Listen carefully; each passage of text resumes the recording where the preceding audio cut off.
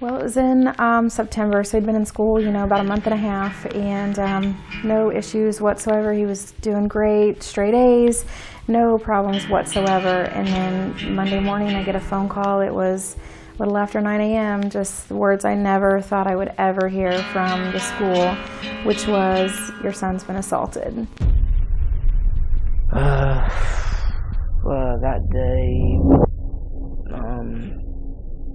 yeah, I was just in my locker, and he just came up to me, shoved me, threw a punch, missed, and then just grabbed me from behind, threw me to the ground, and then hit me a bunch. I was out. The assistant principal said that he was blindsided, there was nothing he could do, and I asked to see the video, and about 10 seconds into it, I told him to shut it off and call the police.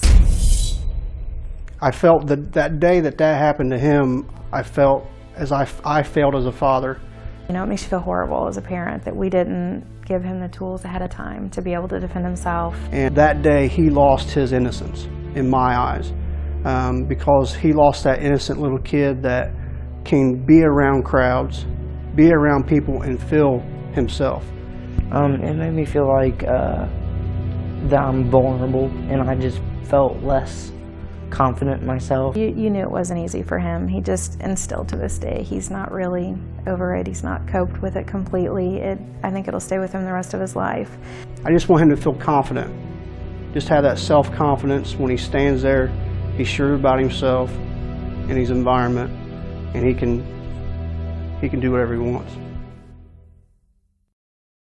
So the first time I saw the video of Austin's incident at school was because a student sent it to me. One of our Gracie University students had seen the video, of course was affected by it, knew that we could help in that type of situation, knew that we were passionate about the bullying epidemic sweeping the nation, sent me the video, I checked it out, and it affected me. As gut-wrenching as it was, the fact that he just got beat up and he was still alive gave me hope and inspired me to do something about it. And that's when we, reached out. Fortunately enough, several months after I posted the video, I get a phone call. Hi, Henry, this is Nicole McDaniel, Austin's mom. And I'm like, yes. So I spoke to the mom. I told her that we were interested in bringing Austin out and sponsoring Austin to come to California to get, a week of intensive training with my brothers and I. Very confident that in 1 week we could change his life. When Austin and his family arrived at the Gracie Academy on day one, that there was something in this kid that had been taken away from him. I guess in the simplest form, Austin did not own himself. You can tell that he's missing something. Everybody's missing something until they find Jiu-Jitsu. And at that moment, I knew we had our work cut out for us. We had to help him discover himself again.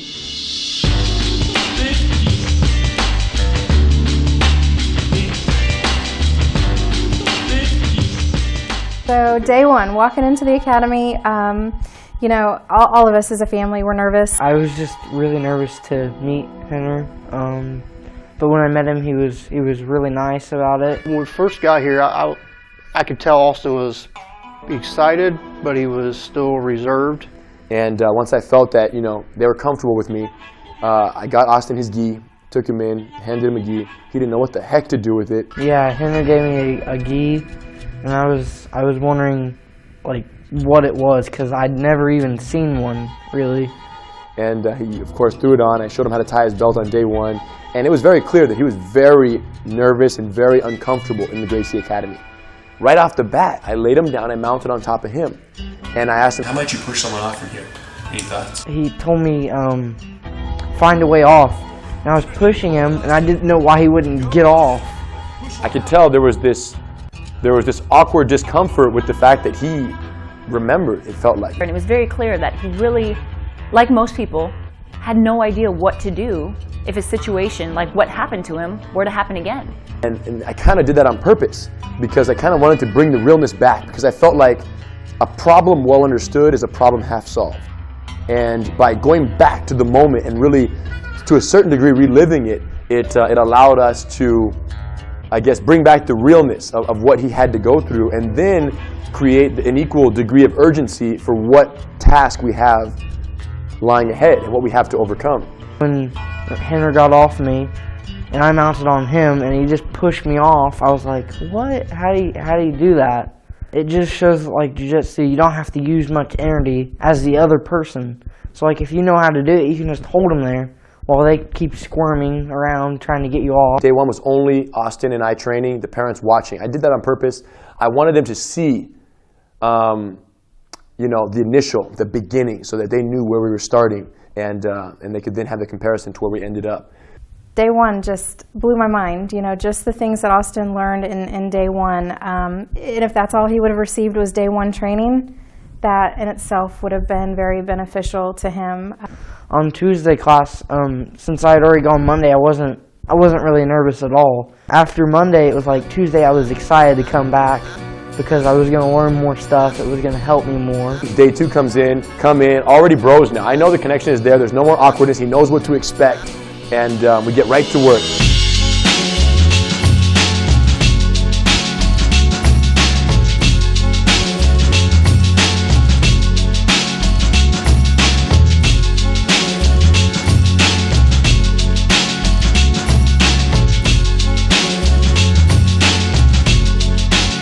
Day two, we decide that, you know, we really want to spend some connection time with Austin, with Matt, with Nicole.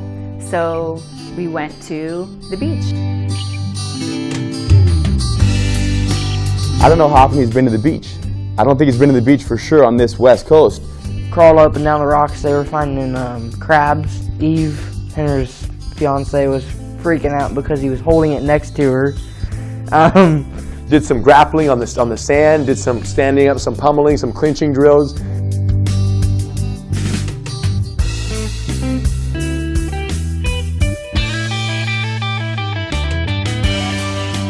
That was the first time I really got to connect with Nicole and find out from her perspective as a mother how this situation really felt to her.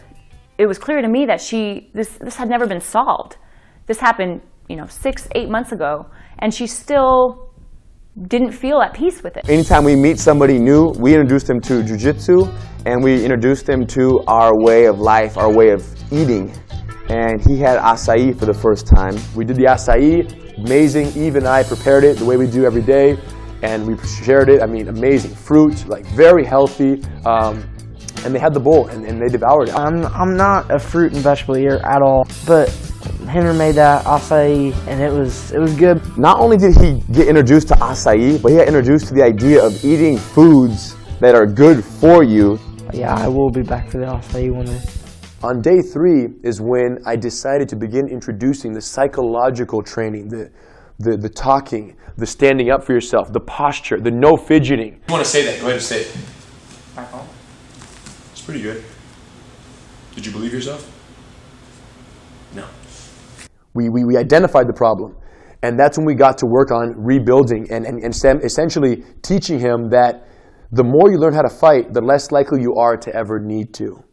You can blink after, but during the actual message, it's like this. Don't ever do that again. You have to teach him the self-defense concepts first for this idea of assertiveness and posture and strong confidence as a deterrent to bullying to take effect. You have to actually know how to defend yourself. He's picking up all these different techniques and tools, and it was absolutely amazing. It was good to see a smile on his face. And it just, as a mom, it just really touched my heart just to see him in a good spot after so many months of, you know, just kind of holding his head down and just, you know, he just wasn't feeling it inside of himself. You could just see him, you could see him as the day went on. He was just more fire in him. He was more confident by himself. He was getting a lot more sure of himself. We also went go-kart racing with the Gracie family, and Austin was stoked. That's one of his favorite things to do. He absolutely loves it. We did 3 races. That was pretty intense. A broken voice, and his whole function shooting with all Mr. Whiskins' and all for nothing, for nothing.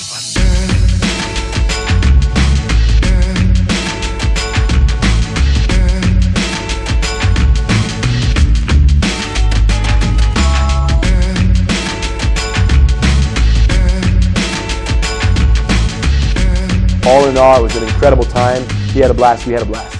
Day 4, we went to Beverly Hills Gracie Academy.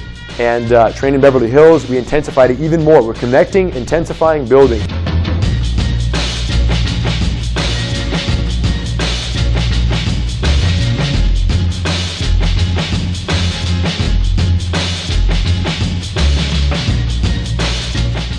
Thursday, we take the family to Runyon Canyon, and they had a great time. It just kind of tested them physically a little bit. Again, more one-on-one time, more discussion time, and just pushing Austin in a different way. I don't think he's a big-time hiker, but I do think that when he got to the top, there was this feeling of like, okay, it's a little mini goal, it's a little mini accomplishment, and that's how you build confidence. It was a nice family atmosphere and a lot of fun. Friday, got up, back at Torrance, more training, and this is the day where we're thinking, okay, what do we have to lose? Let's turn it up, let's let him have it. And we intensified.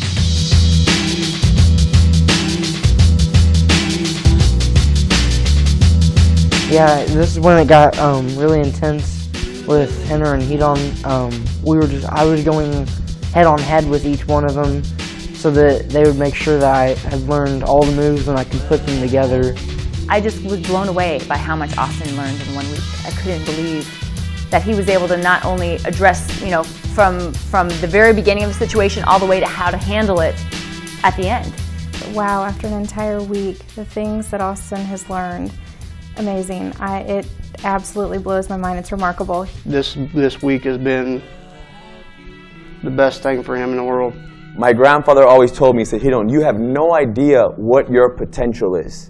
And I'm going to tell Austin the same thing. Austin, you have no idea what your potential is. Well, more important than the belt is congratulations on your first stripe. To see Henner and his brother hand Austin a belt and his first stripe after this week of training, it was emotional for me. I'm a proud dad. I always have been, no matter what he's ever done.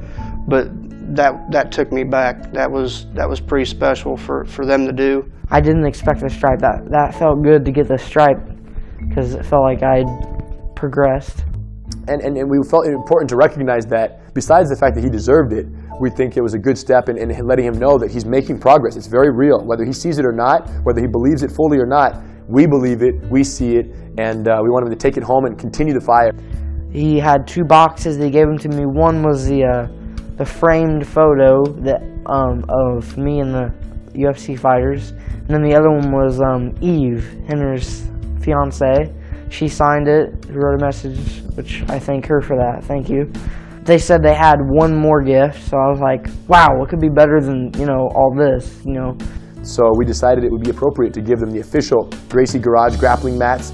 So we hooked them up, and they're set. They have everything they need to keep the ball rolling. We can put down at our house. We can train regularly.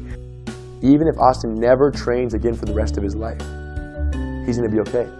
He now understands certain things, both about fighting and about interaction.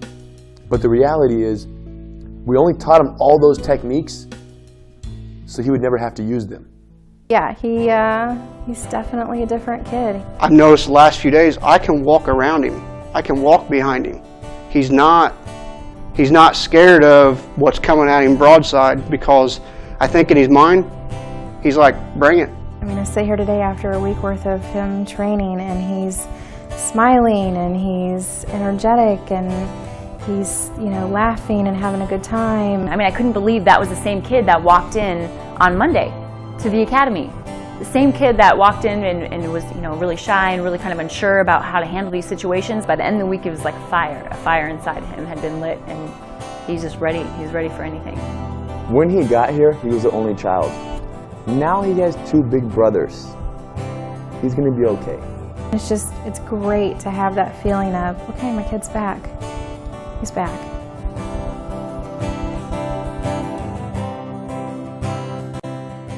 I guess, now the only challenge is, the hundreds and thousands, the millions of kids out there, who are in Austin's situation, who've had their kind of their dignity and their core ripped away by an aggressor against their will. So it's not a matter of the formula, it's not a matter of the method, it's not a matter of the objective and what we need to do for these kids, these targets of this harassment. It's just a matter of the message getting out there. I can ask for anyone out there who's watching this and you know, who also is passionate about, you know, putting an end to this bullying, you know, epidemic that we're faced with, is help me help them, you know, help us help them. And the way we do that is get the message out there that information like this does exist and it works. And that's it. I just think that, you know, literally every single time someone commits suicide due to bullying, it could have been stopped. So we have a lot of work ahead of us, but we're definitely covering some solid ground. And you know, couldn't do it without my family, my fiance Eve, and you know, the rest of the crew here at the Gracie Academy. We're changing lives every step of the way, and we won't stop till I drop.